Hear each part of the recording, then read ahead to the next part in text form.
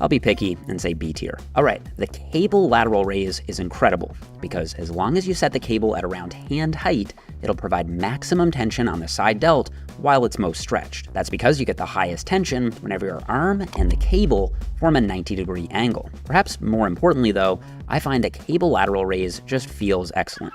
You get that nice, even tension on your side delts throughout the range of motion. I personally find I can connect with my side delts even better if I use wrist cuffs. That's because even though my grip won't be a limiting factor here, my forearms still get a big pump, and that takes away some of my focus from my delts. But then if I just have a floating hand with nothing to hold on to, it feels a bit awkward. So I hold on to a lacrosse ball with the cuff.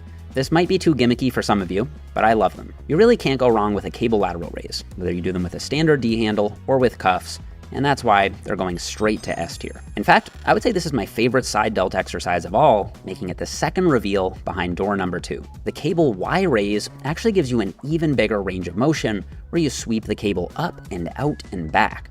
And it's also going in S tier. The only reason it isn't my number 1 pick is that some people do find them a little more awkward to learn. The behind the back cuffed lateral raise is the most gimmicky looking exercise that I actually do, but I think it's amazing. Its main advantage over the standard cable lateral raise is that you get to knock out both arms at once, which is twice as time efficient. To set it up, just hook your wrists into the cuffs, optionally grab a pair of lacrosse balls, and step over one of the cables while spinning around and crossing the cables over behind your back. Then step forward and raise the cables out and slightly forward.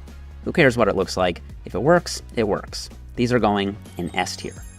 The reverse pec deck is an amazing rear delt exercise. It provides consistent tension throughout the range of motion, and because your chest is braced, you'll be directing all that tension coming from the stack into your rear delts. I actually prefer to do these sitting sideways because you'll get a much deeper stretch.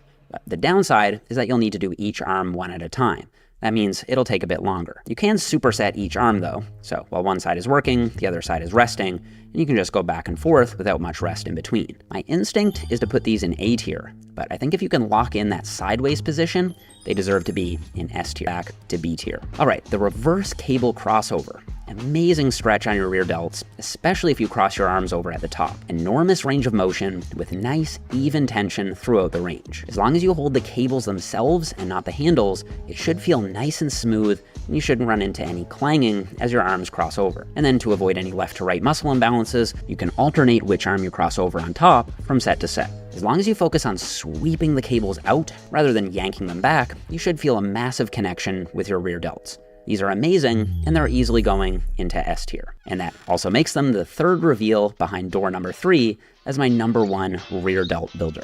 And if out of all these I had to pick one exercise as the worst of the worst, I guess it'd have to be the front raise, not because it's so bad for muscle growth, but rather because I think it's redundant in most cases. Still not bad enough to get into F tier though, because I do think it can have its place. And if I had to pick one exercise as the best of the best for overall shoulder development, I think I'd go with the cable lateral raise. It's easy to do, it's super effective, and it ticks all the boxes for hypertrophy. Now, do you know the best and worst quad exercises for muscle growth? If not, you gotta check out my latest tier list video over here where I rank 20 different quad exercises. Also, don't forget to pre-order my new book, The Muscle Ladder, if you're interested in that. Subscribe if you haven't already, and I'll see you guys all here in the next one.